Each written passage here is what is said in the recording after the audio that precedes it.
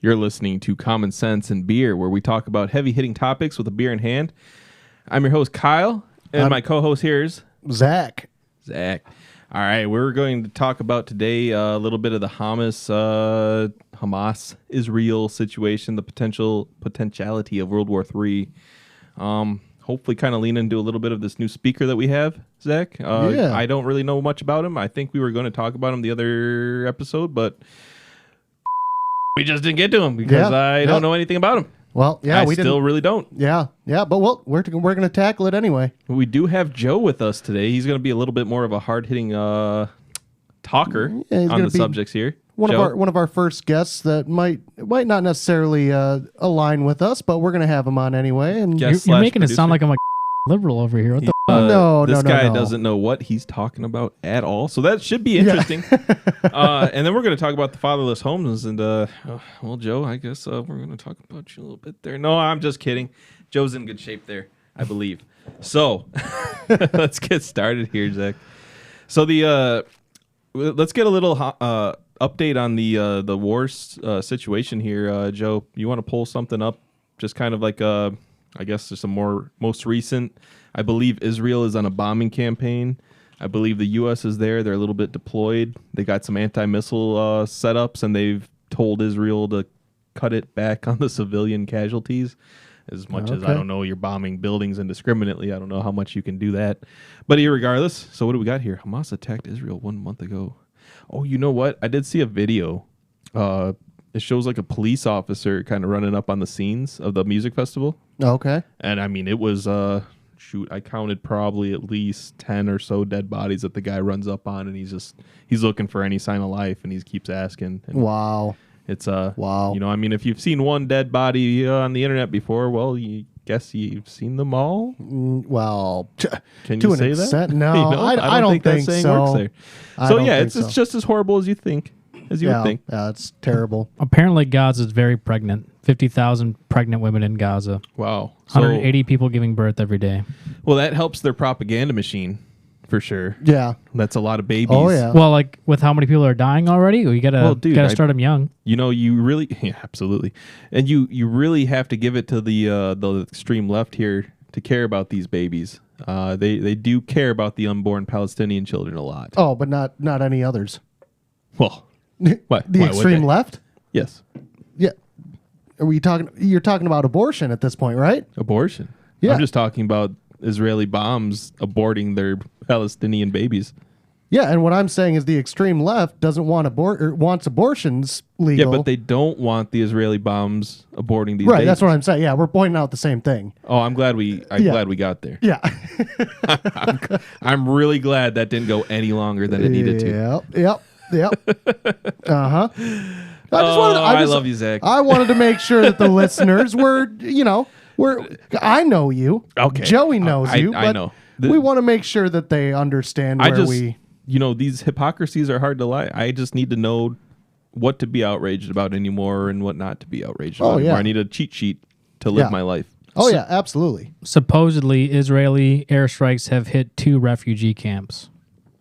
Well, they said on Sunday. They said it hit a hospital too, and then we found out that. Well, I would like to believe them. Well, that's why I said supposedly. Right. No, I get it. It's like the boy who cried wolf, though. Yeah. With these people. That's exactly it. Apparently, the Palestinian death toll is up to 9,700. That's a large number. So what you're saying is the Jews are holocausting the Palestinians? They started it. Oh, well then I guess they're good. Yeah. I'm sure if Hitler's excuse was, well, they started it, then... Well, they didn't, though. Then why did we even... But did they? I mean, according to him, they did. Yeah, they have all our businesses. Oh, man, what could I do to start a business when all the Jews have my business? Then I'll just stop buying from the Jews. Like, Jesus Christ, you Wow. Oh, let me just eradicate everyone just because I can't fucking buy Yeah, and this is the episode that we changed our rating to explicit. This is where we jumped right into the explicit show, guys. So apparently we don't like Hitler on the show. Well, I mean, I think that's consensus. Yeah. Oh yeah. Yeah. Well, yeah. Stop it. Stop it. None of us are far left. We're not pro Hamas. Mustache. That he was the only one I believe. What about Charlie Chaplin? No. Nobody else could pull it off like the old Adolf. That guy's... Well, when he's high stepping it too, like... I mean, he knew how to jib his jab. That's for sure. That guy was... I mean, he was just a machine there, you know? Just a good old machine there. Well, with the amount of meth he was on at all times. Amphetamines. I don't know what else those Danish freaking people are on, dude. Who knows? No what idea. Are they up to? What are they actually up to? So, yeah, Israel and Hamas. It doesn't sound like there's been a ton of new news. No, besides people dying. Right. Ooh. But I mean, horrible. But what about the draft talks? Are they still talking about a draft? What about America's involvement in all of Well, it? the U.S. forces shot down an attack drone near the base in Syria because Iraqi soldiers or insurrectionists have attacked at least 19 locations right now. Okay. At least 21 service members have been injured by the attacks, but all have returned to duty, the Pentagon said, which is not cool. It's not cool. That's not cool. Yeah. But they're pelting rocks on a little larger of a scale with these little stupid drone attacks. It feels like they're not. Yeah. They're just as horrible at their militancy as they were 10 years ago. I mean, they just have like drones now, which it can get pretty horrible. There was that terrorist attack on that military graduation that was really bad. That was just drones with some simple. I don't imagine. I don't know what gun they had on them, but they were just some sort of automatic or maybe even semi-automatic gun configuration on the drones, and they were just mowing people down. Well, if you see all these the Ukraine fight, they're using drones right now and just dropping grenades on people. And like, there's nothing you can do. You just see that drone come in, you're like, all right. Whatever. I've thought this, I would hate to be a soldier on the battlefield when you have robots out there. Yeah. Because how long until they get an AI good enough that's just going to indiscriminately, I'd say indiscriminately, they'll probably end up having some sort of IR sensor patch or something on their friendly troops so it doesn't target them, but it's going to go out there and it's just going to auto target humans. Yeah. I mean, that's we're inching closer and closer to Terminator. Oh, there. yeah. And Netanyahu, which is the leader of Israel, says no ceasefire until hostages are released. Yep. So he's going to play it hard. He's been caught on like hot mic saying stuff about how the U.S. will support anything he does, anything the Israel does, anything he wants. Well, currently I have no reason to believe that to be false. Yeah. I mean, like, I agree 100%. Because he's not wrong. We've supported Israel since its conception of 1948 with all of their things, all of their military tech, their Iron Dome, every like missile defense. That's all us. We gave them everything. That is 100% true, Joe. Yeah. Yeah. So why would he believe we wouldn't support him? 100%. Yeah. And I think it's because you get a lot of the people that go with the religious side of it, and they're like, "Oh, the Bible says we got to defend Israel. It's the Holy Land," and there's a lot of that. I mean, my wife hits me up with that all the time. Because I'll go on rants where I'm like, "I don't care. Let them duke it out." Well, Israel, I care. Israel, the state, the country, that's like you said. It's only been around since 1948. Yeah. Israel, in and of itself, when you talk about the biblical sense of Israel, it was a culmination of different countries. It was not a bona fide state or country like it is now. And so I don't know. Do you think maybe Israel named their country that because of Maybe. I mean, it's a tactic. It's in the Holy Land, but it's not necessarily the Holy Land that it talks about in the Bible, Israel. Yeah. So you have right. to. It doesn't just mean everybody there is a saint either. Right. I like here it says former President Obama says all sides of the conflict are complicit to some degree, and he says nobody's hands are clean. Who it has the dirtiest hands of any president. Yeah. I'd say. Yeah, I'm not. I mean, he's kind of right. No, he's right. Both sides are complicit. He's right, but he has got no room to talk. Well, no, but he's the president right now. Okay, fair enough. He's in the sweats in the basement right now with an earpiece, and he's got the puppet strings on Biden. And Tell him what's what. Yep. Out there killing the chef. I mean, Yeah. Giving his chef swimming lessons in the middle of the night. I don't know what he's doing, but who knows? Who knows? You know, he's just pulling strings. Maybe he got with Big Mike over there and he got a little jelly. Yeah. Hey, that's my Big Mike. Let me tell you about it. Yeah. Show you how to paddle boat. Hey, here it says, as well, Speaker Mike Johnson it's more important to protect Israel than to hire IRS agents. I disagree. Not that's a hard one. Not with the latter. Not with the latter part. What I'm saying. You said it already. You're fair enough. But what I'm saying is that I don't think either one should be important. Who gives a shit about either one? As in, we shouldn't be hiring IRS agents, nor should we be protecting Israel either. Why should we protect Israel? What have they done for America? If you put it on a scale and you gun to your head, you got to choose one, right? Yeah. Whatever. I'm just gonna kill myself. But yeah, I get where you're coming at. It's like, yeah, we shouldn't. Like, why can't the option be defund both? Yeah. Right. Yeah. Why should we with Ukraine, with Israel? What's the next conflict? Taiwan, the Philippines. Why should we be? Why should I care? I'm Filipino, but at the same time, that's not America's fucking business. How do you guys feel about Taiwan? I don't know too much about it. I know that there was talks of. How do you not know anything? Dude, don't worry about it. He went to the same school system we went through. Yeah. They don't teach you a whole lot of good, good knowledge Can you stuff. even mark that on a map? Can I mark what on a map? Where I went to high school? No, Taiwan. Oh. But while we're at it, yes. I think I could. Now let's do where you what, went to what high school about can you mark that on a map too? Where I went to high school? Yeah, you got to throw it though from 20 feet away with the dart. Yeah, shut up. Pin the tail on the donkey. Yeah. Do you know where Israel is? Yeah. What about Ukraine? Yes. Jesus. Why did this become a grill session? Because you apparently don't know anything. What about South Africa? No, I don't know. I don't know very much about Taiwan. I do know that there was China was wanting to. China. There was talks that China was going to come in and try to overtake Taiwan, yes. or at least just go in there and try to. Well, they claim it is China. Right. That's about as much as I know about it. As far as militant force that's been pushed out there, I have no idea. I have no idea on any of that. Yeah.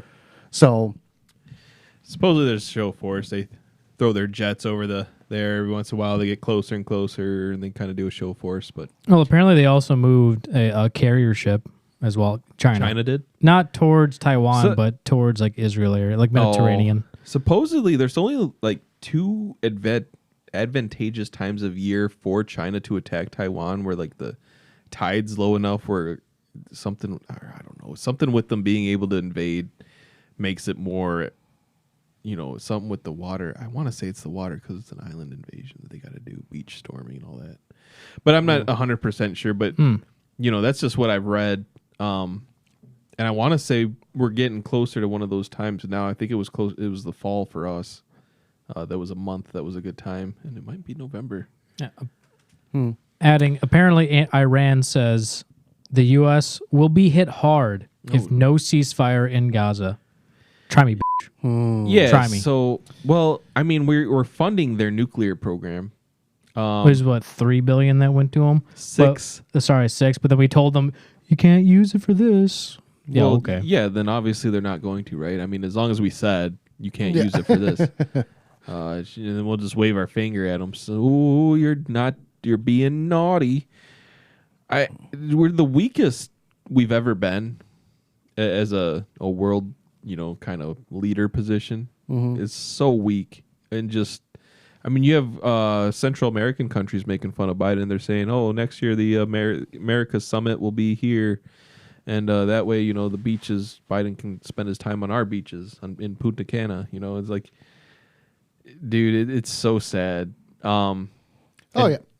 He's a laughing stock at this point. We're a laughing stock. Honestly, he's a laughing stock. I have seen ads of his new campaign ads, and honestly, seriously, one, they either let him only say 6 words, or 2, Smart. they're AI generated. Yeah, one of the two. I saw him putting on glasses and acting all cool. Yeah, or coffee. He had glasses and coffee. It was like a weird. try to get like that independent media, like. But what is this? Yeah, dude, these are and like Hey, what is he talking about, man? They throw in the gays and they throw in the freaking like the power company, and it's like what? Like none of these two things even compare. Like I don't understand this administration at all. It's just a big pandering fest. Yeah. Like let's make the unions feel good about themselves. Let's make all the alphabet warriors feel good about themselves. Let's just try to appease everybody while we do all our crazy Nazi fascist crap. Yeah.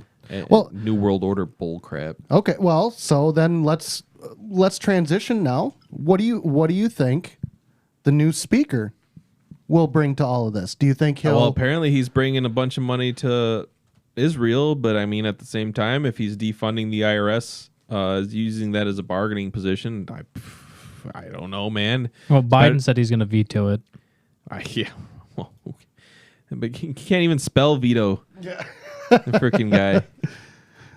Yeah. So I mean, that's exactly it too. We have the House, but it doesn't matter. It's all going to die in the Senate. Anything that would be beneficial for the people is going to die. Yeah. It's not going to make it because they don't want to benefit the people. There's just zero chance of that happening.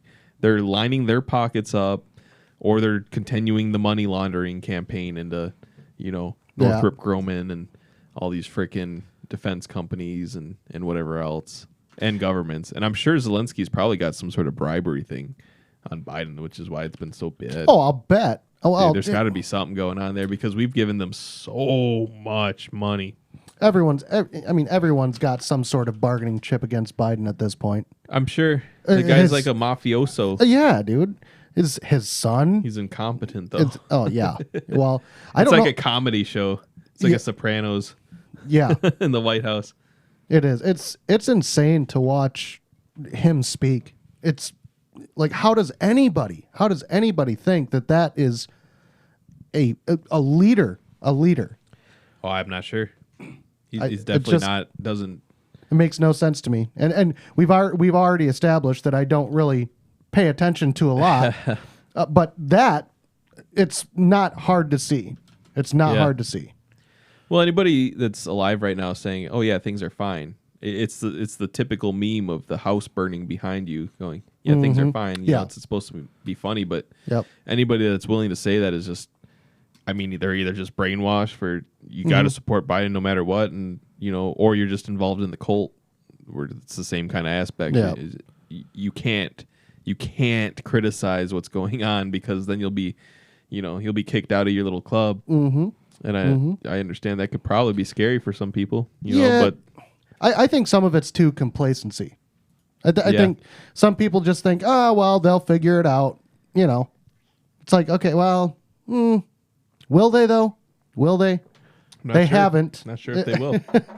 So what do we know about the new speaker? I know there's been people who have wanted us to talk about it. I know Joe here has wanted us to talk about it. So him, I should say. Well, he looks like a pedophile.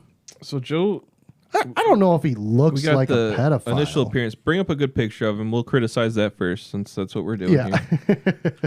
I wouldn't say he looks like a pedophile necessarily. Well, he looks like a creep. Let's see him. Pull up a good old zoom in and enhance that bad boy. Let's see. What is that picture right there? Oh, is he clapping or something? Let's see here. What do we got? Crack that open. Thank you, sir. Yes, sir. All right. So we got a nice fanciful picture here of I don't really think he looks like a pedo. He looks nothing like Joe Biden. Yeah, there's no Joe Biden resemblance at all here. Or Bill Clinton. Or Clinton. You're right. Or Jeffrey Epstein. Yeah. Yeah, I bet his name's not on that freaking flight log. Well, hold on. Now you don't know. We can always edit it on there. Yeah. I know. We'll get him on there. That'll be next week. See, I found the hidden Epstein flight log. It had Mike Johnson. Yep. This whole time. Never mind the fact that Mike Johnson actually would be an extremely common name. Absolutely. So, there was 4 Mike Johnsons. How do we know it's him? Like Obama's wife. Yeah. I mean, Obama's husband. Yeah. Michelle. Oh, Wait, it's Michelle? I thought it was Mike. Oh, maybe Mike Johnson. Mike Johnson. Yeah. What's that? Hey, hold on. Zoom back up. What is this source and everything? What are you pulling up? I'm just looking at pictures of he's his just family. We got a whole. What is this article? What is this? I don't know. I'm not reading the article. I'm just looking at the pictures. Read the web link. Like what's The list. The list. The list. So the list has this whole spiel. What we know about come on, man. What we know about new House Speaker Mike Johnson's 4 kids. I don't care about With his kids and his wife. Kelly. Oh, but we care apparently. All right, what else do we got? There's his family again. Oh, they're have a all wide, very white. Wide range of interests. Wow, cool. That's it. Yeah. So white with wide range of interests. I wouldn't say he looks too much like a creeper. I mean, he does, man. Out of all the people I've seen politically, there's some creepers out there, and he's not too bad. He just looks kind of like looks someone like you'd see in like a business setting, like someone you'd see as like a manager. Yeah. Management setting. He doesn't seem super old enough. Might not be too hard on you. He might be all right. Like, hey, I know what it's like being a guy in your position. How about he's 51? He's someone you'd see at church, maybe. Maybe. I bet you would see this guy at church. I'll bet you would. I bet you would. The good old. I mean, I don't know any Christian nationalists that don't go to church. Yeah. Jeez. Okay. So yeah, let's. Oh, look at these two old guys. What are these? Well, demons. So let's dive right into it then. So Joe, we've kind of talked to you very briefly about Mike Johnson. Basically, so this will kind of be our kind of dipping our toes in the water of getting different opinions from people. And so basically, if you could just tell us what you think, what you've heard, and kind of let us know where your viewpoint is on this guy, the little that we do know about him. Well, I'm hypercritical of him. I don't know much. Yeah. Like, I think everyone should be at this point hypercritical of him. Sure. I don't believe that you can be a Christian and be in politics. However, when you're sitting there like saying all of my laws are going to be depicted through the Bible, that is not okay. That's exactly your First Amendment rule. The First Amendment to the U.S. Constitution states Congress shall not make no law respecting an establishment of religion or prohibiting the free exercise of therefore. So like that's exactly what he would be doing, is a violation of your First Amendment. Yeah, but like how so? Like what's an example that he could do that would violate that principle for you? Well, like right now it's in my personal opinion, but just by saying like even on his abortion agenda, be like, oh well, because the Bible says that abortion is bad, so I'm going to make sure that abortion gets banned everywhere. That's you can have the stance of saying that abortion is bad, but you can't have it to where like, well, the Bible says this, so I'm going to make sure that this becomes a law. So you're not on board with a federal abortion ban? No, I'm not saying that. No, well, he's saying the problem that he's having with it is that he's saying that the Bible says this, so therefore it must be law. So like I guess I can understand where you're coming from. The only thing I would say is that where do you draw the line then? Because there are several different moral codes that everyone uses to cite their own morals. So where do you draw the line? Is it the Bible? Is it the Quran? Is it maybe whatever other religious texts are out there? Where do you draw the line? It's fine to be religious and be in a state of government. However, there's some things that you don't say out loud. It's saying like, oh well, because this Bible passage says that this in the middle of a speech to the new House of Representatives. Oh, this is how I'm going to do things. Like that's not okay. Like you can have your morals. However, you can't preface it by saying that because of my religion, I'm going to make sure that this happens. Yeah, I mean, but regardless of if he says it or not, I would argue that anybody would have a belief of the morals that they believe. So regardless of if they say it out loud, I would think that it shouldn't matter if regardless of if they say it out loud, they obviously have a moral compass that was provided by something, whether it was family members, whether it was a religion, whatever it is. And so again, where do you draw that line of this is okay, this moral aspect is okay if you mention it, but well the this one difference is not. the difference is because he's actively saying it from this is because of the Bible. You can have your moral code, your moral ethics. However, in America, the First Amendment says it's basically you're not allowing a free exercise of an individual's cause if you're saying that it's through a religion, whether it's the Quran, whether it's the Torah, whether it's the Bible, Hinduism, whatever you believe. If tomorrow he came out and said for Hinduism that every single person that dies are going to become cows, right? That's not right either. But like Mike Johnson's going to come out and say that? I'm saying in a hypothetical. But what I'm trying to ask you is what law would he put in that would, because of what he said, what law would he put in that you would find, what do you foresee the worst case scenario of him doing here with that? I don't think it matters about what law he's potentially putting in, but when he has the rhetoric of saying that, like, I'm only going to look at the laws through the eye of my Lord and Savior, that's a problem. I honestly don't care whether he bans or is for abortion. I don't care what law he puts on. If he's in the eyes of saying that he's only going to do it for God, that's a problem to me. Okay. But you can boil that down to his moral code. I mean, you can. Well, no, the problem is, like, if I just say, like, I don't believe in abortion, sure, that's fine. But when you say, because I'm a God-fearing Christian and I'm one with the Lord and the Bible states that abortion is not okay, I'm going to make sure that this bill passes for abortion. So then what acceptable reason would you take then for someone being against abortion? I don't believe in abortion. I don't believe that. Right, but if you got into a political debate with someone, you'd ask why they think that. Someone's going to have a reason. You'd have to have a reason as to why. abortion. Sure, you can have a reason. However, because he's a government, like you and I can have a differencing of opinion, but because I'm a public figure, I'm in Congress, you should not be saying those things. I think I would disagree because I think you should know why people feel the way they do. That's kind of I just don't see it as being an issue. Right. Because I mean, how many of these people go up there and they just lie about who they are? At least this guy's telling you where he's coming from. Right. Well, my problem is because it goes against the Constitution of America. If we're talking about being a constitutionalist and looking at what our founding fathers created and the very particular reason why they did a separation of church and state, then if we're going to just throw that out the window, then church and state thing is a very, very loose thing that people quote all the time as being hard fact. It was like one thing written by Thomas Jefferson in a loosely based thing and it was based on something else. He was talking about something else, and it's one time mentioned one place, and people grabbed onto it so hard. It's crazy. Mm-hmm.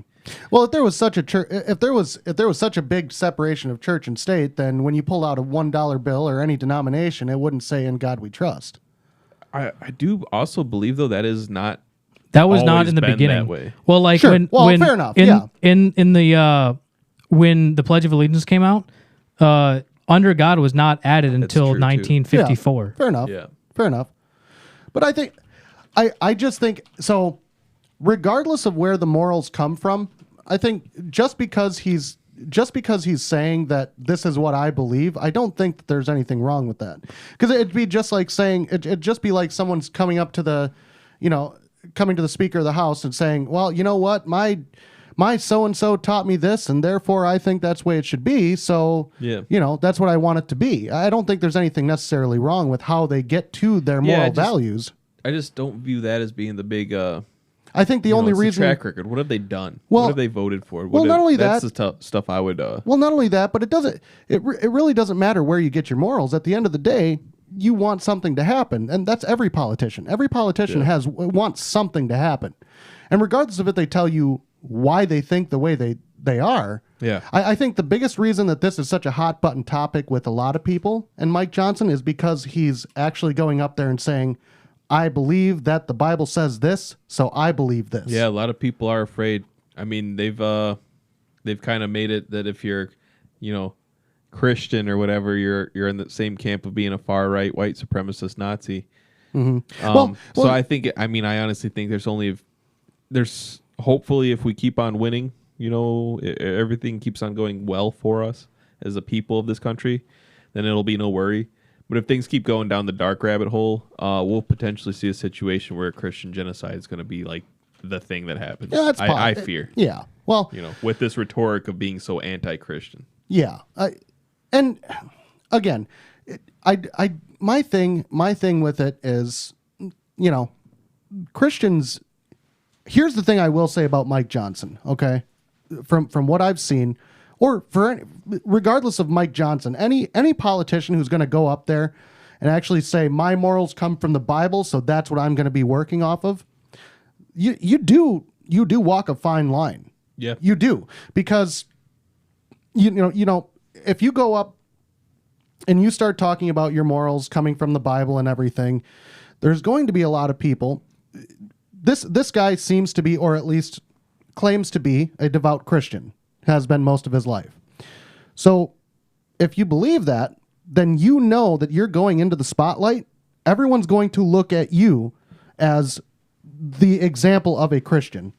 And I think anytime you do that, you walk a fine line of, okay, I'm Christian, and then I'm a politician.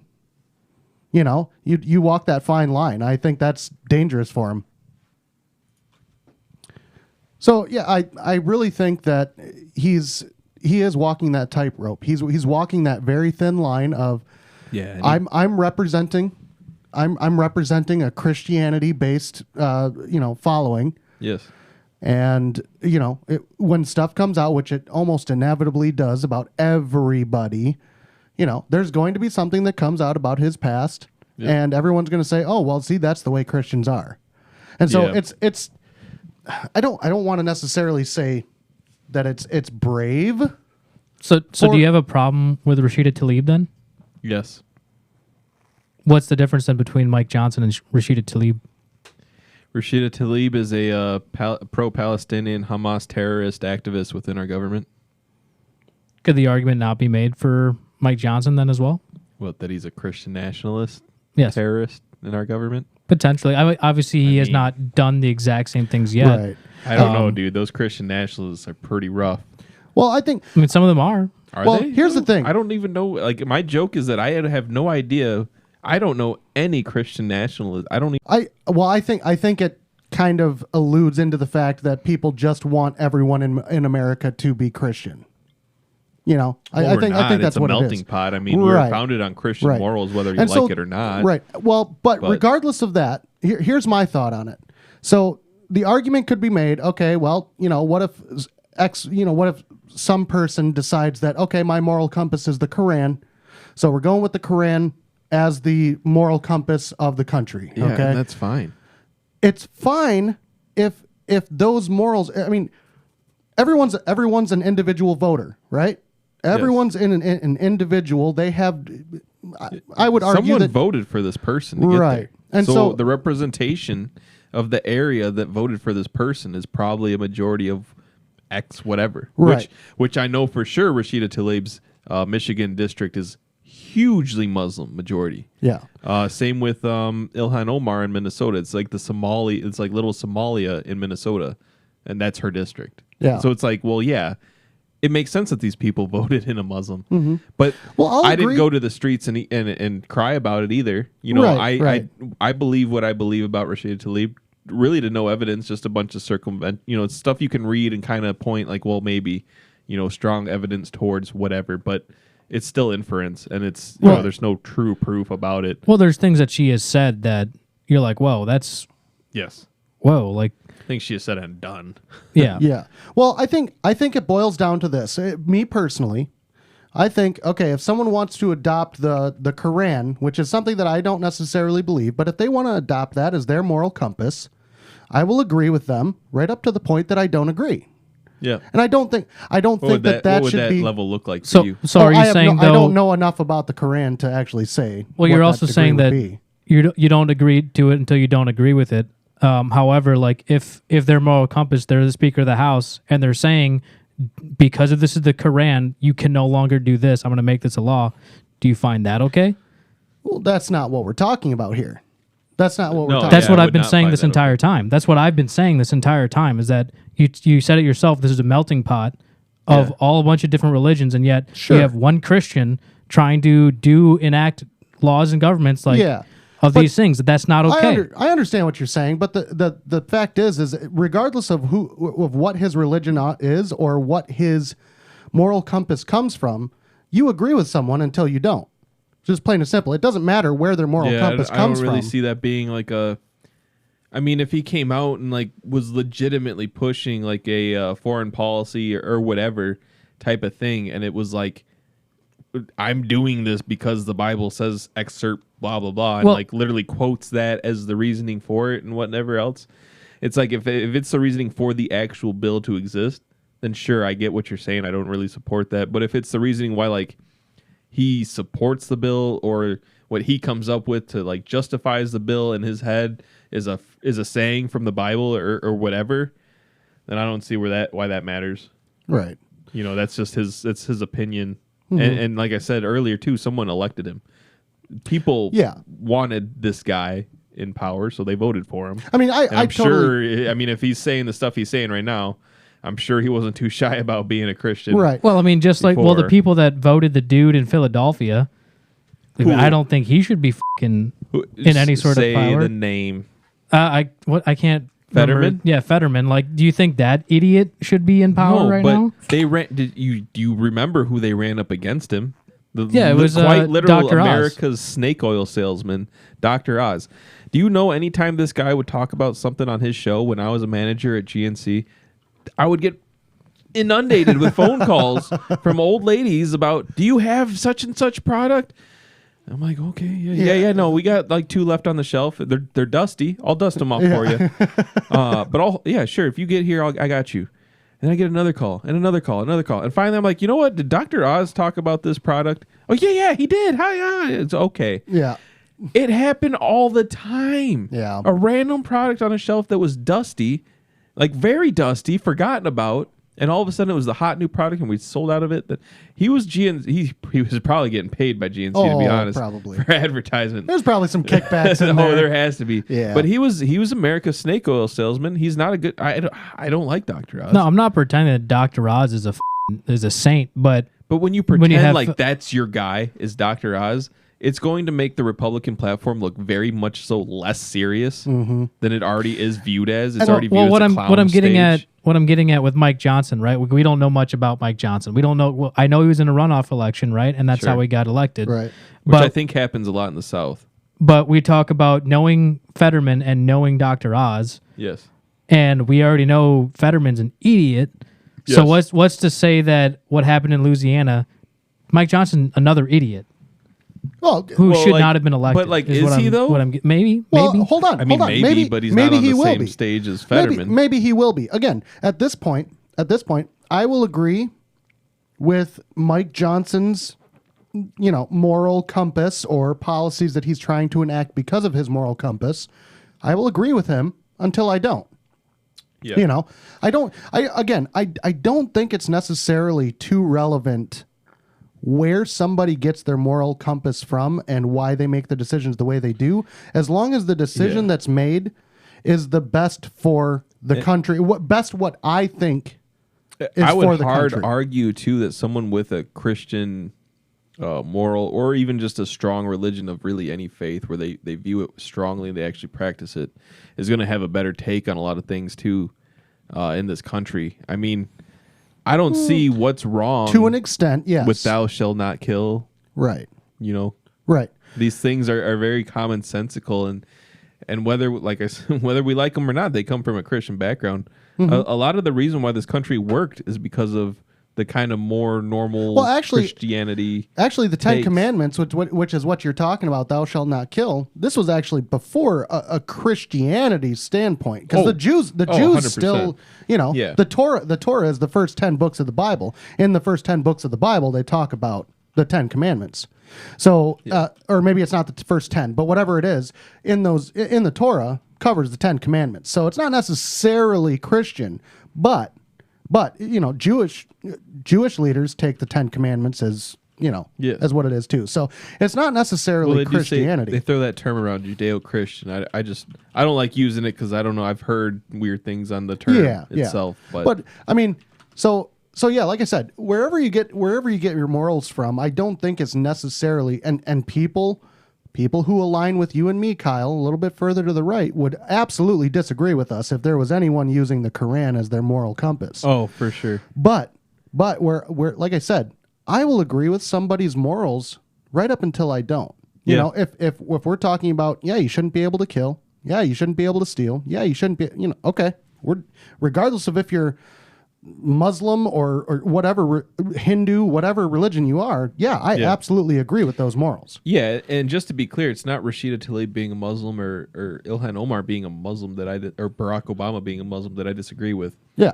It's none of those things. Yeah, it's the policies that they enact that I don't like. Right. And again, I'll align with Mike Johnson.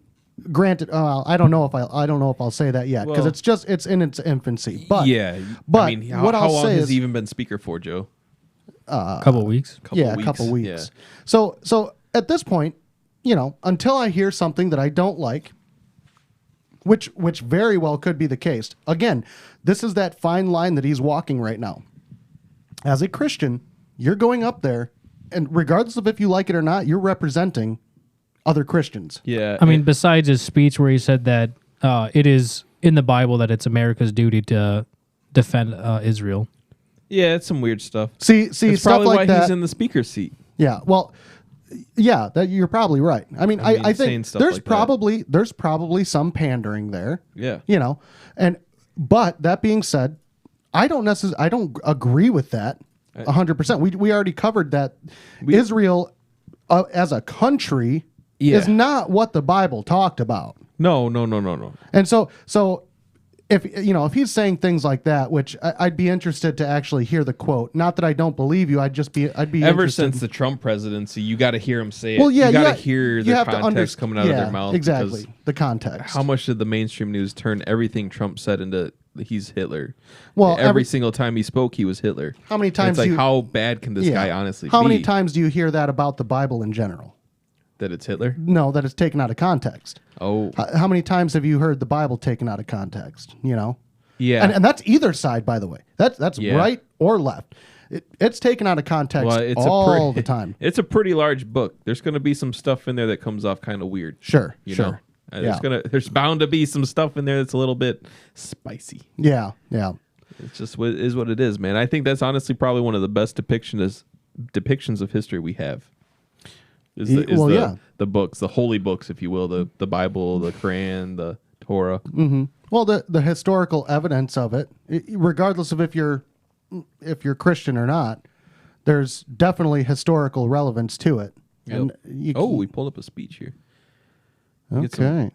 We're not going to watch the whole. It's 17 minutes long. I'm not. Yeah, no. Let's. And I don't know if it's even this speech where he said it. I'm just trying to find it. Yeah. All right. Yeah. Look. All I know is if there's a group of progression Christians being funded to spill disinformation about you, if you're out there being called like, this and that, this guy's gonna just cause Armageddon and whatever else because it's the end of his book, right? Yeah. If someone's actually trying, there's no Christian that wants to see the end of times happen. I can probably guarantee that maybe there's one that's like, oh, cool. The rest of them are probably like, oh, shoot. Yeah. This is not good. I think there's a lot of people that are very interested in it, but I think that's also people just trying to they just want to make some sort of sense out of it. You read the book of Revelation, half the time it's stuff that's already happened. Yeah. Talks about the earth shaking. Okay, well, earthquakes. Talk about great whirlwinds. Oh, okay, well that's a tornado. I don't know exactly how this will do him as far as being the speaker. I don't know if it will be like you said. He's obviously been elected by a majority of people that feel that it's already been done. That his moral compass is the one that America needs.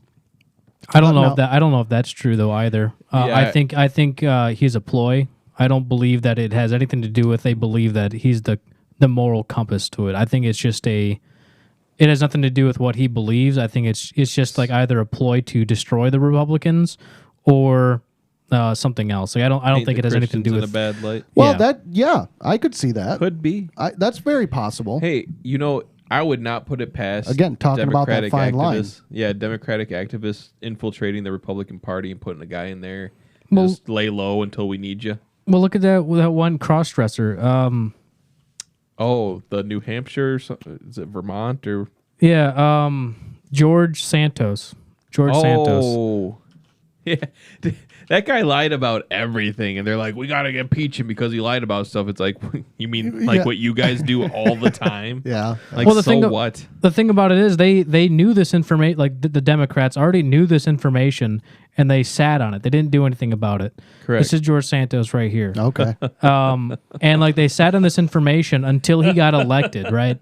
So it's like, did the Democrats get them elected to get an easy dunk on? Yeah, and he got on in the and Republicans, said, "Joke's right? on you. I'm actually a Republican." Yeah. So like, yeah. It's probably did they purposely dunk on this person, which makes me lead to believe is Mike Johnson not the exact same thing? Are they just trying to get an easy dunk? Possibly though, but it's dude, possible. We're gonna see. I mean, we would see stuff. I'd imagine if that was the case. Are you kidding me?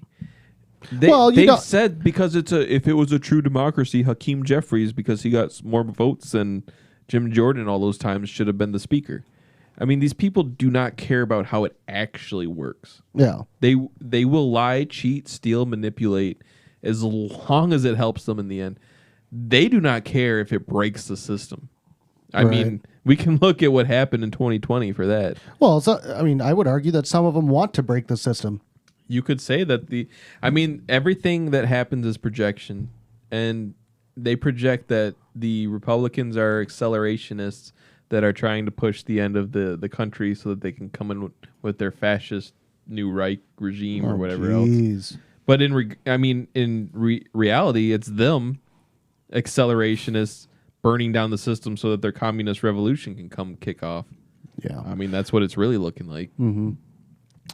Yeah, I mean, what else did you have in mind, Joey, as far as we don't really know enough about this guy to actually have a really long conversation about it, but true. And didn't you find a story about this guy adopting some kid or something like that? Yeah. He adopted like a 14-year-old black kid when he was 25. Yes, he adopted him and kind his of, wife. Well, he didn't. They weren't even adopted. It was like a sponsorship. Not even a. It was kind of. It's kind of weird, and it's like, I don't know, kind of sus. Yeah, let me see if I can find. So his name was Michael Tyrell James. Okay. I have an interview. Well, I have some statements from him. This was a page from Business Insider, where he basically. So the quote from Michael Tyrell James says he would, quote, probably be in prison, unquote, end quote, if it wasn't for Johnson. If the Johnsons hadn't taken me in as a teenager, my life would look very different today. I would probably be in prison, or I might not have made it at all. James, now a father of 4, told the outlet. This is Daily Mail.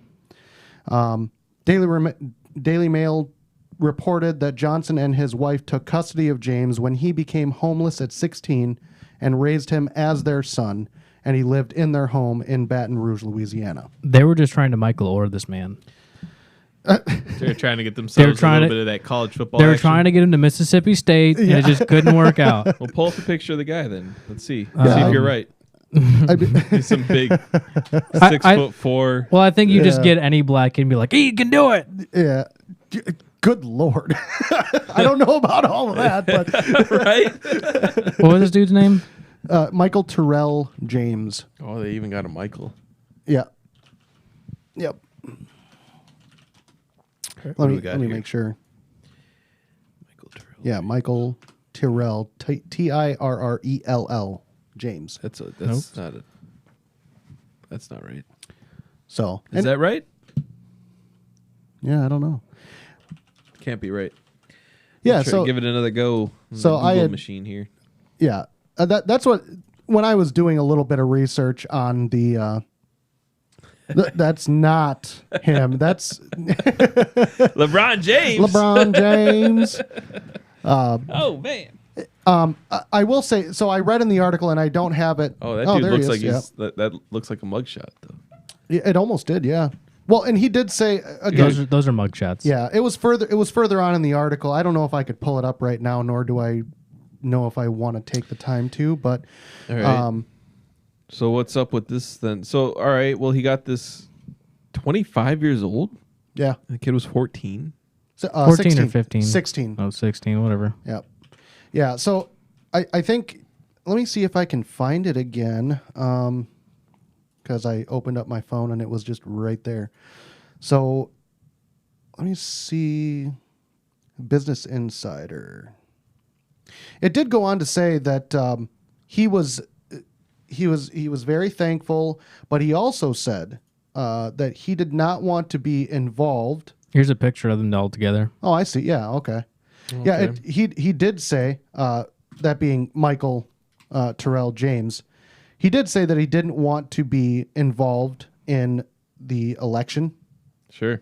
Let me see. Keep Okay, me I've out got of the that. article here. Let's see. James later has a series of run-ins with the law, being convicted of drug possession, retail theft, and violating a restraining order. Got him with the Cowboys. I always felt loved, like I was a part of their Like family. I said, they were They might have they been were trying, dude. They were trying. Michael Orr. It says they have been there for me when I have been lost and in the deepest valleys, and I know it was hard times. It was hard at times to constantly help someone who didn't always get it right. That sounds like a pretty stand-up kid. Yeah, and How old's the guy now? I mean, if dude is 25, he's 50 now, so 51. yeah, So, yeah, He's add older. 15 years. He's going to be 31, 32. oh, well, there's so that. Mike Johnson, a Louisiana congressman and a Christian, told the outlet that he believes God intended for Michael to be a part of their lives. Kelly and I have always seen him as one of our own. Despite any mistakes he's made, we love Michael and are blessed to have him in our family, Johnson said. Though he raised him as his own, Johnson said he never formally adopted James because of the lengthy adoption process. Oh, I'm sorry. I only added 15 years. He's 40. I didn't add 25, so he's Okay. 40 now, not 31. So this is where it says James has never participated in Johnson's political career or campaigned for him. Just his basketball league. So,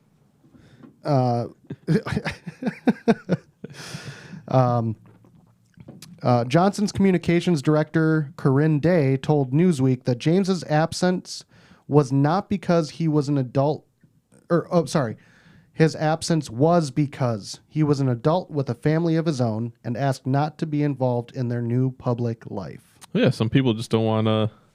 Yeah, that's be fair. All that action going on. Well, I would with imagine. I would imagine you wouldn't want to be one of the main talking points that everyone's talking about in Yeah, someone's absolutely. political career. I Yep. certainly wouldn't. them. No. And And good on him for not using the kid, because I didn't hear about this until you brought it up. It's not like the guy's going around saying, well, I Yeah. adopted a black kid. that's the way it should be. Honestly. Well, it's because it didn't turn out to be Michael Orr. Oh, come on.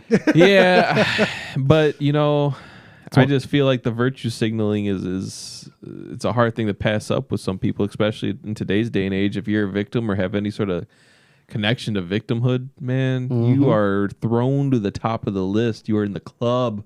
Yeah. You are wanted. Yep. They want you here, Well, like Mr. and Mrs. Victim. Yeah. Oh, yeah. And Please come in. I think it's pretty commendable. I mean, I could if you have the resources to do something like that, I think that's good. Especially someone coming off the streets who's obviously got problems. I don't know if he was in the foster system. It doesn't really say that. I mean, but- if he's going to straight up come, words out of his mouth are, had this person not helped me, right. I would have ended up in prison, or criminal dead. situation, dead. Yeah. etc. Yeah, I mean, you could generally tell that person views them highly in their life as saving them, in some sort of methodology, saving them. So, I mean, we can kind of, there's a huge problem with this nation on, a lot of these kids not having dads. Oh, yeah. So, I mean, at least you got to give him that credit here.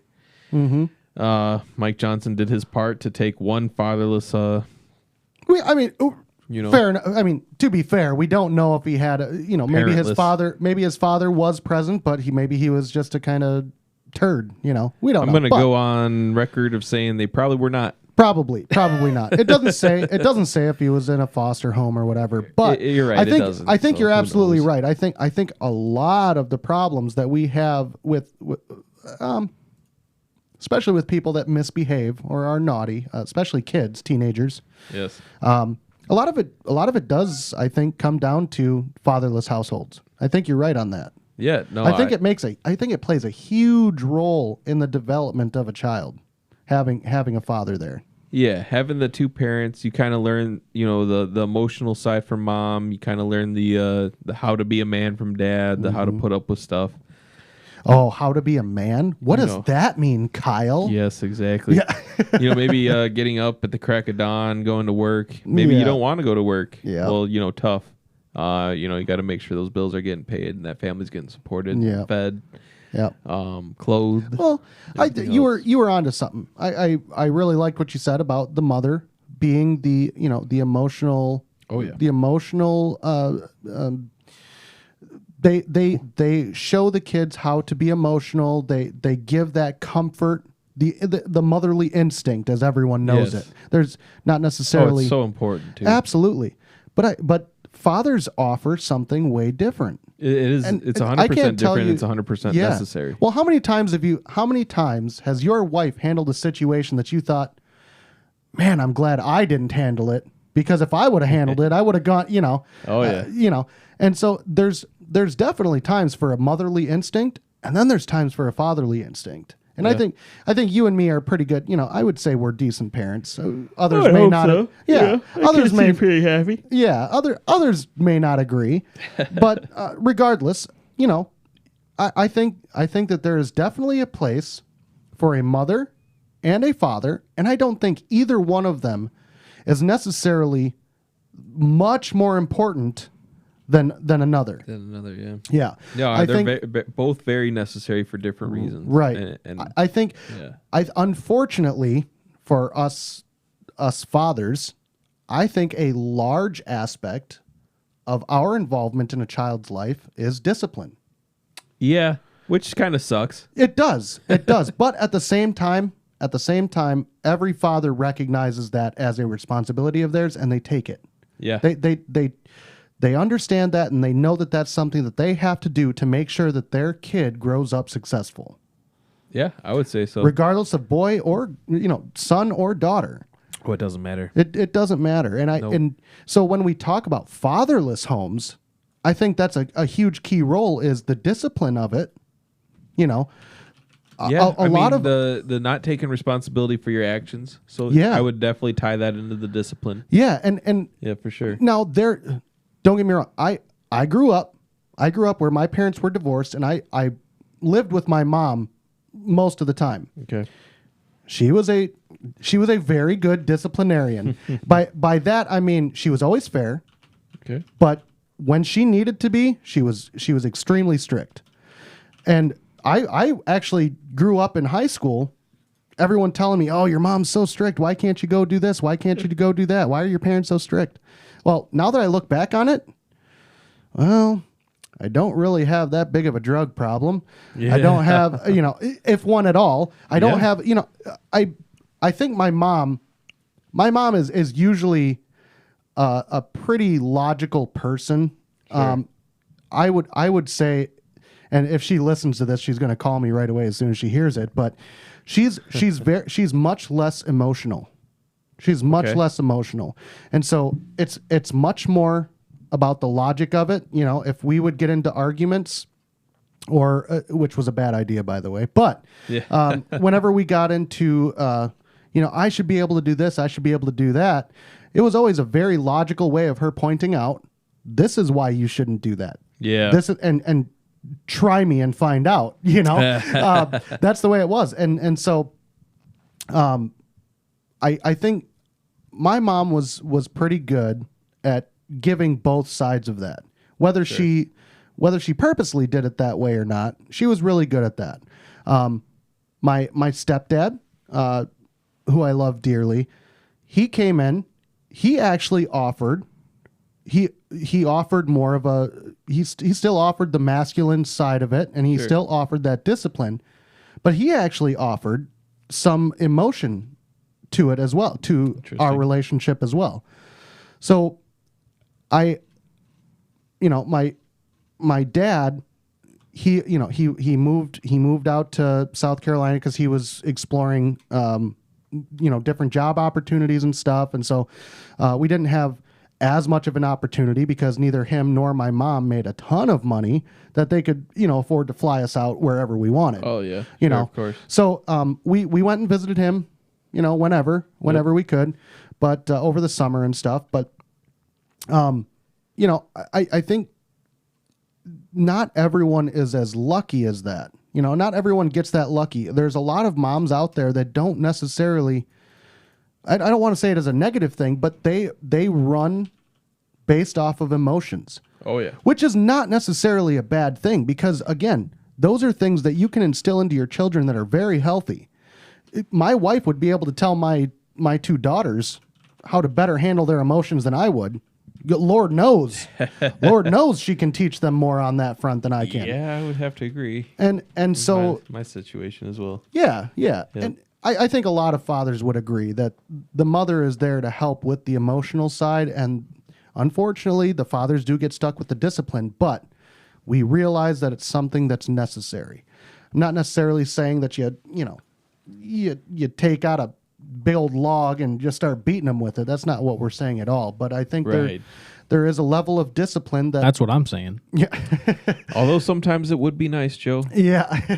You just can't do it. There's a level of discipline that a father can give, not necessarily exclusively, because again, there's going to be people that say, oh, well, not only a man can do that. Oh, no, my wife can give great emotional abuse too. Yeah. Absolutely. No, it doesn't have to lay a finger on you and make you cry. You know what though? When you look back on when you were a kid, you always saw your mom's angry face and you always saw your dad's angry face. Which one were you always more scared of? Ooh, it was definitely Dad. Yeah. Oh yeah. When dad was mad and gave you that look, ooh, you better listen up and listen up quick. I think there's a very special place in a child's development for a father. And I would, again, that's kind of what my argument is based off of, is that is what is missing in a lot of these kids who kind of get wayward. They go off and they think, I really think that that's a huge part of a lot of the stuff that happens in these young kids' lives. Yeah. I mean, because you can break this down, right? I mean, the single motherhood, you've got a lot of mothers that do live off of that emotional cuff sleeve of, I don't need no man. Man did me wrong. Man left me with kid. And then that kid's going to learn all sorts of the scorn that the mom has for men. And, those lessons are not good. So, I mean, you have the fatherless. There's a reason why the family's supposed to be a unit here. Why you have the father and the mother. They have to balance each other out. They have to. It's a yin and yang situation. They're supposed to be different. Mm-hmm. They're supposed to also complement each other. And let me say this. It is no fault to any mothers out there. It's no fault of their own when they can't necessarily distinguish between the more emotional side and the disciplinary side, because they're not supposed to. No, regardless of if you agree with, women should be able to do everything that men can, and vice versa. Regardless of that, there is a special place for a mother and a special place for a father in a household. Plain and simple. Yes. There are things that women can do better than men at. There are things that men can do better at women at. Plain and simple. Yep.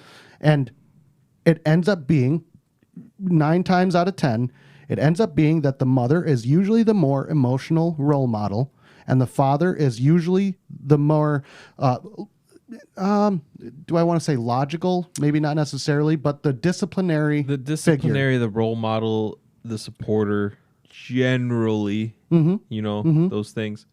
Yeah. I think one of the best things you can teach your kid as a man is how to. Yeah, sometimes I do. Things are tough. I would rather just sit down in that corner and cry. You're right. Yep. But you know what? What's going to get done if I do that?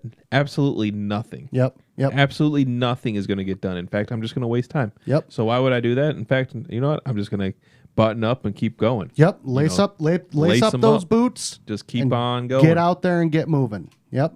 Absolutely. I have 2 girls, which I really never thought. I never actually really thought of that as being something that would happen. I really didn't. It wasn't in the cards for you. Huh? No, I really didn't Surprise. think that would ever happen. I really didn't. But that being said, I kind of, you start to realize that you don't necessarily need to treat them any differently. I will say this. My 2 girls are way smarter than I thought what girls their age would be. And you talk to a lot of other people, they say, yeah, that's the way girls are. Yeah. That's the way the girls are. Incredibly I'm like, smart. It's insane. like, holy cow. It falls off somewhere later. Yeah, I don't know yet. But that's what they say. But, probably around their 20s when they start wanting to date date the guys college that are time. Yeah, that's when they start turning the other way. Well, God, everything went down once they got rights. So Yeah. Repeal the 14th. Oh, jeez, Joey. Yeah. Comedic It is relief. the 14th, right? Comedic relief. the 14th Amendment, Yeah. I believe so. Yeah. Okay, Yeah. God, I would be horrible if I was saying repeal the wrong amendment. Let me You read gotta out watch some. that minefield. Let's see some statistics. Let's see what you got. Whoa, look at this. These This are all is- cited as well. So 63% of youth suicides are from fatherless homes. U.S. Department of Health census 5 times more than average. 90% of all homeless and runaway children are from fatherless homes. 32 times the average. How much? 32 times the average. It says 90% of all homeless and runaway children are from fatherless homes. Holy crap. 90%. That's insane. 85% of all children who show behavior disorders come from fatherless homes. 20 times more than average. Cited guessed that? Center for Disease Control. 80% of rapists with anger problems come from fatherless homes. 14 times the average. This is from Justice and Behavior. 71% of all high school dropouts come from fatherless homes. 9 times more than average from National Principals Association report. Father factor in education. Fatherless children are twice as likely to drop out of school. Children with fathers who are involved are 40% less likely to repeat a grade, 70% less likely to drop out of school, more likely to get A's in school, and are more likely to enjoy school and engage in extracurricular activities. Huh. That's just to cite a few. Yeah. So it seems like if you have a dad, you're happy. Except for when he's mean- beating you. Well, except on the That's a little bit. That's a little bit of a broad. I guess it but depends yeah. on what kind of dad you got. Well, look, these statistics. Honestly, we could have ended the episode right there with those statistics and just said, "Hey, yep, It kind You of know. sounds like they support what we're saying. yeah." Just on the well, opinion level. multiple different sources. By And the way, this is from Oregon Legislature.gov. okay. Wow. So it'd probably be safe to assume that this is most likely just Oregon. These statistics. Well, no, these cited sources are for I believe the United States. Oh, okay. Because it's the U.S. Department of Health census. Oh yeah, yeah. Okay. Okay. So like all of Yeah. the Center for Disease Control. This is like this whoever wrote up this thing was just giving you statistics, and then now he's there's a a little call to bit more in action. So like Okay. these are all like, hey, this is okay. what's happening in America. How can we potentially make this not a problem in Oregon? Gotcha. Okay. Okay. Okay. So yeah, I think. Look. Okay. So I work in a jail. I'm not gonna say what jail. I'm not. People could probably figure out. People that know me do know. But and nor I'm not a corrections officer. You could say I'm a contractor in the building.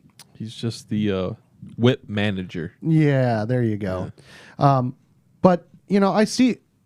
You see it. You definitely see things in a little bit of a different light when you go into a jail and you see, not only the behaviors, but the kind of thought processes or maybe the emotions of it. The emotions of the inmates themselves. Yes. Like yeah. You kind of get a good depth on them. Huh? Yeah. There's behind the scenes. No, I don't. Yeah, I don't really have a ton of face-to-face contact with them, but man, sometimes people make mistakes. No one's gonna say that they don't. You know? Yeah. And there's especially the men that I converse with. Most of the times, they're the ones that are, hey man, I want to see my kids. Sure. I want to see. There's definitely a number of them that just don't really care. I'm sure. But you can tell the ones that are really passionate about their kids. They're the ones that they're not in there every other weekend. They're the ones that, and they made a mistake, whether it's an addiction of some sort or whatever it is. Yep. They're the ones that you can tell. Yeah, they're struggling with something, but they want what's best for their kids. But I think it really gives me a unique kind of look into this kind of stuff, and the ones that have kids and they just don't really give, they don't care. They don't care, yeah. It's really kind of heartbreaking because they're the same ones that don't care that they're in jail. Right. It's a home for them. They get a meal. Let me ask you this then. We were talking about prisons and males being in them. It says 92% of the parents who are currently in prison in the United States are fathers. So this brings up my question that I have. With the problem that we have with fatherless homes, do you believe that the United States had a direct hand in causing this problem? Yes. I would argue. Agree. Yeah, I would argue yes. Because we talk about all the drug epidemic and stuff like that, where we're cracking down on drugs with Reagan, right? And he put all of these men in jail, so there was no longer a father figure in their life. Well, let's go for petty crimes. Let's go before Reagan even. Let's go to Johnson, I believe. It was Johnson. Was it Johnson? Was it the New Deal? The Green New Deal? No, not the Green New Deal. The New Deal. The New Deal. It was either Johnson or it was oh gosh, was it Roosevelt? No, I thought it was Johnson. FDR, was it one of those guys that did the someone did the welfare thing? The welfare thing where they were giving money to single mothers, like tons. They basically incentivized single motherhood. Yeah. And honestly, here's the way I have to look at it. Okay, Kyle, if you knew that the best way for your family financially to strive was you exiting the picture, would you? I mean, I just had to leave, and they were fine. Yeah, you had to leave, and they were given thousands of dollars a month.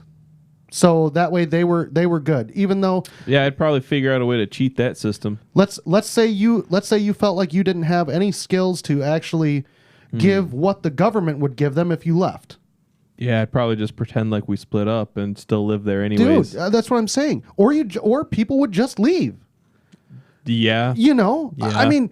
And then go start another family and just kind of keep it going. Yeah. Well, it's kind of hard. It's kind of hard for us to say because we're not in that situation. True. But I mean, I can definitely see where a man would think, what? It's easier. Why not? Well, not necessarily that it's easier, but hey, maybe this is the best choice. Yeah, right. I don't plan on working, or maybe I have a disability that I'm not able to work. I lost my whatever the case is. Regardless, the government's saying it's a good idea. Yeah, the government's saying, hey, government's saying go ahead. I'm giving money to your baby mamas or whatever. If you leave, they're taken care of, buddy. Well, that sounds good to me. Yeah. I mean, so I can just go Just go do what I want. Yeah. Well, people can make the argument, well, that's not what they were trying to incentivize. They just had sympathy for the single mothers out there. Yeah, but this is, regardless of what their intentions were, someone had to see further down the line. Someone looked at this and said, sure. And this is what this is going to cause. If they actually cared about America, they would have put in a law making it, or what, not a law, the tax incentives basically kind of similar to what they have now, but they would just be more enhanceful on, oh, you have a family, here's an extra more money. Here's more money. More tax cuts. Mm-hmm. You have a family. You guys have stayed together this whole time. You're still supporting your family. Right. Oh, you added another one. Here's more money. Mm-hmm. Oh, and because you've been together for so long, here's more money. And you make the tax incentives about that. Make the family, actually cherished in this country, because that's what makes this country so great, is the family unit. The fact that we look upon it. It's something I took for granted. I didn't realize it'd be something that we'd be talking about dismantling. Yeah. I mean, the Marxists in this country are fully for fatherless homes. They're fully for dismantling the nuclear family. It's insane. Yep. They're pro non-nuclear family.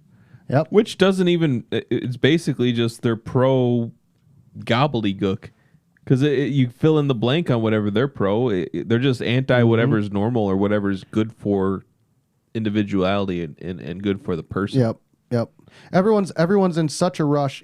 This is what kids do. My 8-year-old daughter, she wants to be independent. She wants to be her own person. Sure. Okay?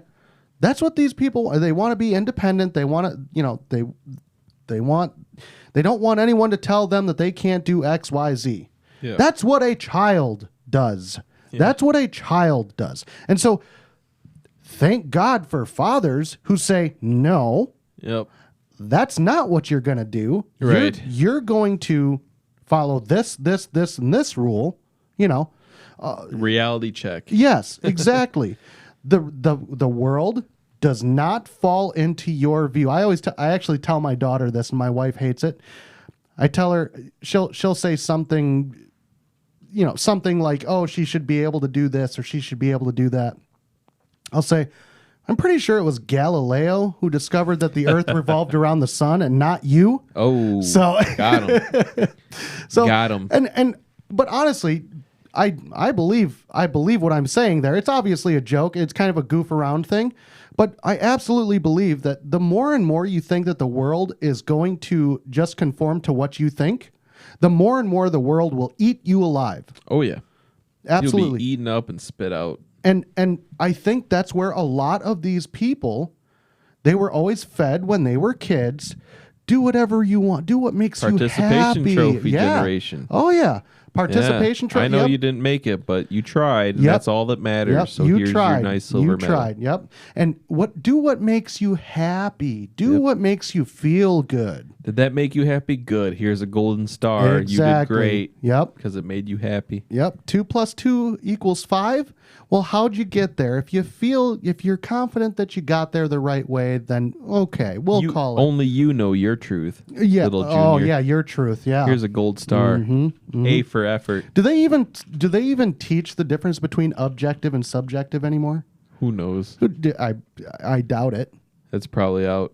They really have to institute the gender studies. No, and actually, else in there. they do teach it.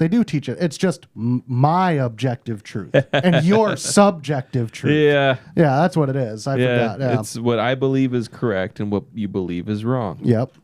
Within the bane of all that's evil in your existence. Yep. Yeah, dude. I could talk about fatherless households for a long time. I really think there's a lot behind it all. I mean, there's a lot that it attributes to in our culture. The crime, the gangs, Yeah. I mean, that's essentially the worst two issues about it. There's very minuscule issues. I mean, you're going to have a bunch of unhappy people out there doing things that probably are going to be less than beneficial for society as a whole. Well, and one of the best things. So I don't have boys. Okay, I don't have boys. I have girls. But I think when I look at boys, when I look at my childhood, I think about, okay, well, what made me what I would consider a decent person that I am? What made me that? Well, I think part of it was my discipline. But I also think that I had a positive male role model who showed me that, you can be disciplined, but you can also be loved at the same time. Sure. You know what I mean? And I think a father that can provide that for their kids, where they can be the disciplinarian, but show their love in what they're doing, I think that's so important. And a lot of times the fathers are tasked with that. Yeah. They're tasked with just that is, yes, I'm disciplining you, but this is why. It's because I love you. It's because I love you. And it's because I want you to grow up and be the most successful person that you can be. Yes. And I want to cut this now so you're not out there as an adult being a little child. Yeah. Basically. Absolutely. So Like so many people are nowadays. So you brought up 2 + 2 = 5, which reminded me of a quote that I wanted to interject and potentially what you thought about it. So it says, in the end, the party would announce that 2 + 2 made 5, and you would have to believe it. It was inevitable that they should make that claim sooner or later. The logic of their position demanded it. It's from 1984, isn't it? Mm-hmm. Isn't that hilarious? Yeah.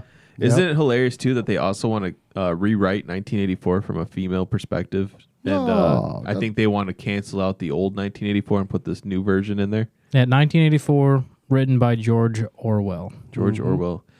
What a genius. Yeah.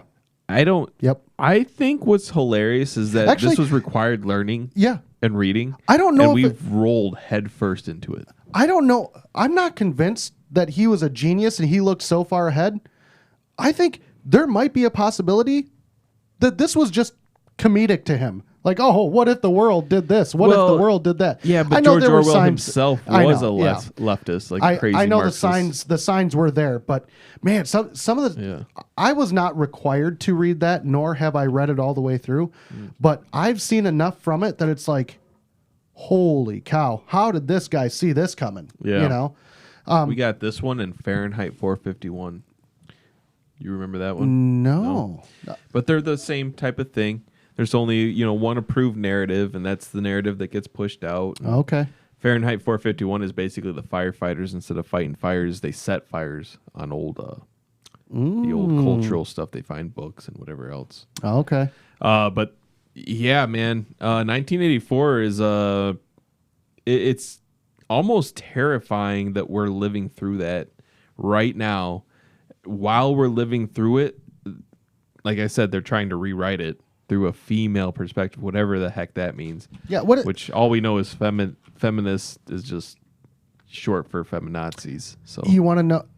Okay. So we talked about the New Deal and Johnson. Green New Deal, cow farts. That's all I know. No, but we were talking about that was one thing that contributed to fatherless households. What about feminism? What about feminism? Well, I do believe that making women want to be men has put us into some really weird, precarious situations that we're living in today. I believe that the fatherless household, along with the trans movement, probably can owe all of its, homage here to the feminist movement. So you can clap for yourself, pat yourself on the back. All you feminists out there, you've set women's rights back decades. Yeah. Decades. Yeah. So good job. You've got biological men coming in and dominating sports. Dude, did you see that field hockey game? There was a field hockey high school game, and this guy just annihilated this girl. Her teeth were knocked out. She had to go to the hospital for facial for surgery on her face. For people like you and me who live in reality, Yes. we would see that coming from a mile away. Well, It's not hard to see. Yes. But Correct. People want. People are children. This is what we're talking about. People are children. Yeah. They didn't grow up being told the same things that you and I did. You know. What? No. Yeah. There you go. Exactly. Exactly. I think. It's honestly, for me, it's heartbreaking. It's heartbreaking to see people grow up with childhoods that weren't like mine. I would consider myself very blessed with the family structure that I had. Sure. Was it perfect? Absolutely not. And I would dare to say that anyone would probably say that theirs was not. Was my family structure perfect? No. But it gave me the tools to be the person that I am today, and I'm not exactly where I want to be, Well, you're but I'm happy proud. with it I'm where you're happy. at. Yes, I'm happy. Exactly. And you kind of look back and you're like, man, it could have been so much worse. You look at what some other people went through. It's like, man, I'm glad I didn't go through what they went through. Yep. You know, that would Yep. suck. And And it's- usually the same common goal, you're the same common factors theirs. There was no 2-parent household going on there, dude. man. It's It was heartbreaking. It wasn't happening. It really is. You see really good people who you knew from high school, and then they just took a turn, after they moved away or something, and it's just heartbreaking. It's heartbreaking. Or actually, middle school. I know a lot of Yeah. guys who, great people, middle school, high school, didn't see them ever. Then I learned about, Down in they middle got school, in they trouble. took- So Right. with that type of stuff, that reminds me of a quote when we're talking about fatherless homes, or we're talking about military personnel, or people that have fallen off the beaten path, right? Yeah. And the quote is, "I slept and dreamt that life was joy. I awoke and saw that life was service. I acted and behold, service was joy." That quote reminds me like you, Kyle, being in the military and stuff like that, to where having served, your entire life has been. That's what I think you should behold your life in of itself, is that you are a service to others, or you're servicing others. That's how you find your purpose in your life, is to service others. And that's what this quote is kind of trying to say. And having people like in their fatherless homes, if these people like the school shooters and stuff, had they found a purpose in their life, Yeah. or a service that they could have provided instead of the service of death, they could have been better off. Absolutely. I think the lack of purpose is a big driver for a lot of the crime in this, for a lot of what's wrong with this country too. Well, that's a huge purpose too for suicide. Yep. Suicide, purpose? crime. I mean, how many of these mass shooters go out and then they end up killing themselves? It's a mental health crisis as much as anything else. Yep. But I mean, people just need to get it through their heads that times can get tough, but you're gonna wake up tomorrow. Yeah. Like, you just got to Yep. get through it, and no matter how hard things could possibly get, Some of the nothing's worth taking a life over. Yep. Or nothing's worth. You just kind of you got to get into that context of like, man, I'm not gonna infect someone else's life with my problems, and as Yeah. long as you can think that way, you can get through it. yeah. You just keep going with it, and you're like, all right, well, Well, if it's not a big of a deal to affect someone else, then why is it affecting me so much? Yeah. Oh, okay. Yeah, I was going to say that one could argue while bottling it up isn't healthy either. But, I think one of the biggest things, and we talk about this, I forgot where I was going with this. One of the biggest things we talk about this. Yeah. I forgot. Oh, That train went off the rails. What were you said that Don't pull me in on this. no, It's I'm your trying to brain that remember where farted. I was at. I'm trying to remember where I was at. I can't remember. I gave Anyway, you let's everything you should have needed. yeah, we can move on. It was just we were talking about mental health kind of just not being there's never a reason to hurt yourself or others. Okay. Yeah. There's really only a self-defense reason. That's not what we were talking about. But it was just basically along the lines of there's not a good reason to go out and do these things. Like you just got to get through them. Just go to sleep. If something's really bothering you, Yeah. I mean, you really need to just, don't bottle it up. Write it down. Whatever you need to do to get it out, man. Just sleep it off. Yeah. Write it down. Read a book. Do whatever. But we have a huge problem with this country of people just going straight to action. And action, when you're really emotional and you've been driven by emotion, so we're kind of talking about that and getting it as to why it happens so often. You just snap to emotion, you're going to do something stupid. Yeah. You got to think it through. Absolutely. That's huge. If you could take 10 seconds before you do things, and we talked about this on the last episode. But if you could think through things, if you have the actual physical ability to actually think through things for 10 seconds before you actually do it, I think the world would be a lot better of a place. Problem is a lot of times that has to be taught. Yeah. And that's something that I have to grasp in my adulthood, that I didn't realize that was something that needed to be taught. Oh, yeah. You know, growing up, I always kind of thought all aspects on the box of, like, what the subject was. Like, you know, and that would kind of sometimes make me look like I was stupid because I'd be a little bit slow on my responses because I was in there thinking about it a little bit too much in my head. Mm-hmm. But I never liked just saying stuff off the cuff. I always like to try to think about it a little bit from all perspectives, how other sides about this would feel. If I was to say something that someone completely disagreed with, you know, like, how would they come back at me about it? Mm-hmm. You know, I used to think about these things, like, really in depth before I used to say any sort of opinion about stuff. Mm-hmm. That's more so as I was a kid, too. Yeah. What changed? Well, that's man, well, that's what changed. Yeah, but I mean, that's the way you are when you're a kid. You know, you're worried about what other people think of you. You know, you're worried about being the cool kid, being the smart kid, saying stuff that's going to get you into the wrong, wrong emotional bubble, if you will. Yep. Now, as adults, we just don't care. I just don't care. Yeah. I got my family that I want to take care of, and I know that's what's worked for me. And Well, I think you might not care, but I still think it's really ingrained in other people's decision making to care about what people think in adulthood. Sure. So, like, you may be the outlier, but I think the overall arching theme is that people care what other people think about them. Oh, sure. And that's why they care about what their house looks like on the outside. And they care about how many cars they have or what brand of vehicle they drive. And I do believe that there is. I don't think that you should just not care what people think, because, like, take pedophilia for an answer. Like, there's a reason why a lot of people demonize it, and that's why people go and hide it. Like, make sure there's not out in public type of stuff. You know, like, it is a frowned upon act. So that's because you want to demonize these particular things, and that's why you want to be. Yeah, there is a healthy level of you, worrying about what other people think. I think there is a healthy level. Well, it may be small. Sure, I would argue, but there is something there. I would agree with that. I've just never personally enjoyed the perception is reality argument. You know. Okay. Yeah. I think, and it to some people it is.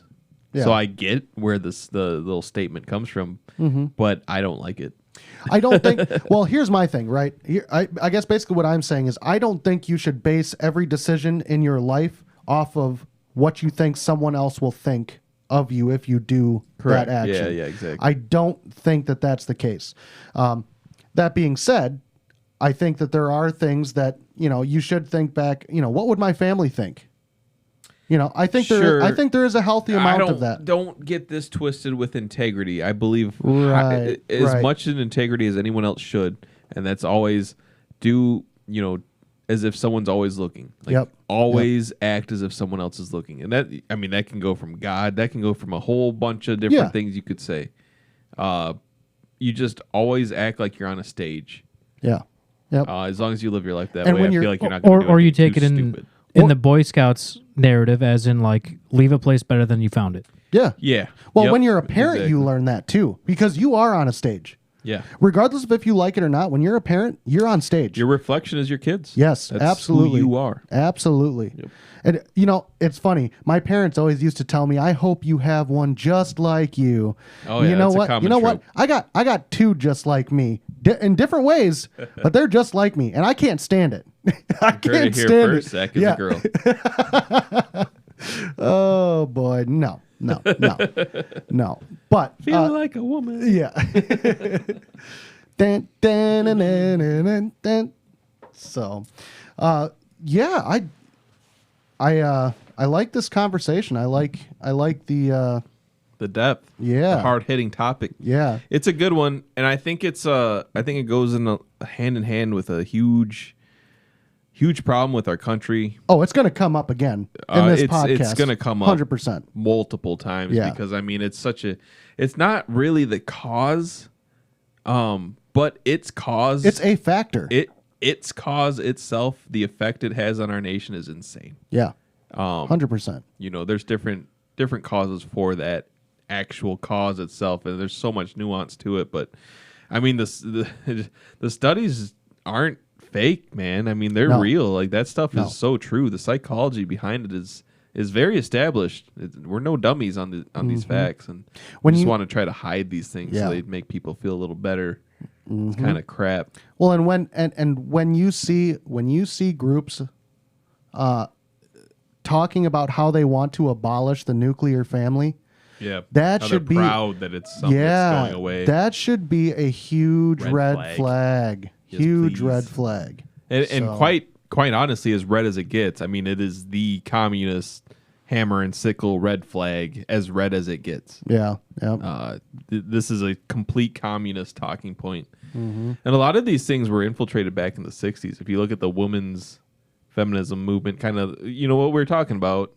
Obviously, I get women's suffrage was the first point. Sure. But beyond that, it was kind of taken and adapted, and the Soviets used it back in the day as subjugation. And I mean, it worked just well. It's just that their plan took a little bit longer than they thought. They didn't think that it would go to fruition after they fell. But imagine here it is. Yeah. Well, imagine how much power a government would have if they were able to get all of the fathers out of the household, and then the government became the disciplinary teacher. Well, that's where they're trying to go. They've already done that. Right. That's exactly that's what I'm where they're saying. going. Yeah. So it doesn't take a rocket scientist to look back, to take a step back, look at this and say, okay, well, why did these things happen? Why did the government push this or that? It's not hard to see. Maybe we should get a rocket scientist on here to get their opinion on it, though. Yeah, maybe. Joe? Who? Yeah. Joe, you like model rockets, don't you? I like rockets that destroy like countries. That counts. Hey, Kyle, what you drinking over there? Zach. Well, Zach, I took a beer from the fridge from last week. Yeah. Drinking on the good old Modelo. Yeah. The one that overtook Bud Light as America's beer. Yeah. Modelo. Okay. A Special. Good old American beer. Mm-hmm. Good old American classic. Yep. No, obviously I'm making jokes. No, it is a great beer. It is my favorite of the Mexican variety of beers. I think it probably is the best Mexican beer that's sold over here.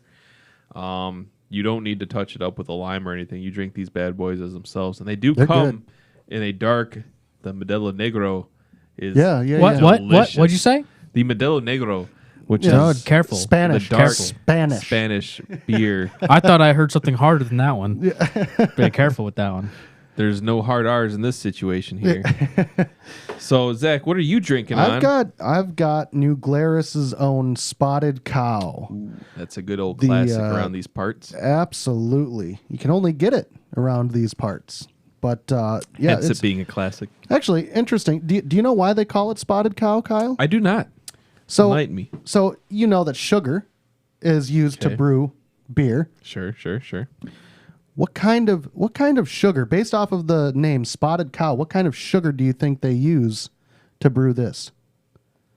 Spotted sugar. No. High fructose corn syrup. No. How about lactose? They use a derivative from lactose, which is used. Where do you get lactose from? Your milk. If you're lactose intolerant, you can't handle the milk. Cows. My wife's breast. I mean, yeah. What?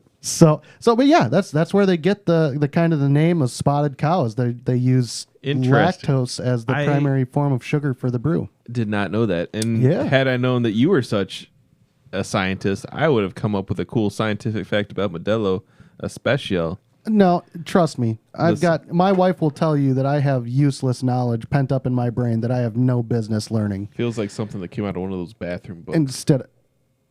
It probably could have, honestly. Then again, your phone is your bathroom book anymore, isn't it? Yep. So that's probably why. Black Mirror. Yeah. So on that note, thank you, Joey, for coming on with us and having us use your studio again, and thank you for sharing your opinion. And I think we can all say, all three of us, at the end of the podcast here, we're all gonna crack open another beer and see how we're doing, and we're going to be just fine moving on with our day, even though we disagreed on some Nope, things. I'm shooting everyone right after this ends. And if you don't hear in episode 4, you know he's telling the truth. No, I think anyone that's listening to this that knows Joe, that's what they would expect him to say. Yeah, well, I think we can get him to say Lose some my number. crazier stuff. Yeah, we could. But no, in all seriousness, thank you for coming on. And not everyone wants to come on and actually have a conversation about stuff they disagree with. So we appreciate it. It's obviously going to help, interest people in upcoming episodes. You had a different kind of take on it, or a different attack on the side that we had. But in the end of the day, it's kind of crazy because we all agree on so much together, all three of us. Yeah. So the fact that we had that different take on him himself, yeah. and I really do just think it's because no one knows anything about this freaking guy. Yeah. So it'll come to fruition. Maybe we'll owe Joe apology, like, yeah, he was a Christian nationalist. I didn't even know it was a thing, and then now this guy. Yep. Holy it's crap. totally possible. But based off of what we knew, we had a good conversation about it, and that's kind It of was what great. Love you, Joe. That's kind of what we've talked about with the podcast, and this is kind of what we should have people expect when we have guests on is, a civil conversation. Yeah, then we can always take the break after, and Always get take some the beer break. after we get done yelling at each other, and then we can go outside, yell at each other over some beer, and then yell at each other back when we're done with the beer. Yeah, we're still going to a concert I'll still after shake this. your hand. Absolutely. Yeah, still gonna go rock on. But good stuff. Well, thanks for coming in and listening to A Common Sense and Beer, where we do talk about the heavy-hitting topics with beer in hands. I'm your host, Kyle. And my I'm co-host, Zach, and we'll cheers. Well, cheers.